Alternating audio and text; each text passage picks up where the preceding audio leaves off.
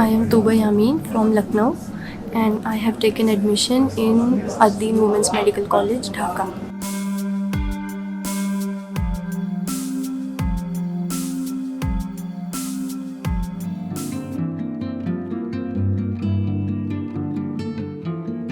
Because I have heard a lot about it and it is good.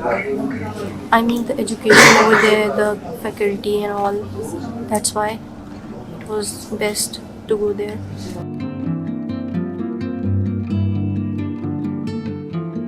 I tried in NEET in 2021 and my score was 251. So I think because in India we try a lot but the opportunities are very less because of very tough competition in government colleges, and in private colleges the fees structure is very high, and over there it is affordable. Actually I am having a cousin already there, so I got information from her only. It was good. Everything was done very easily and I don't have to research a lot about it. It was good.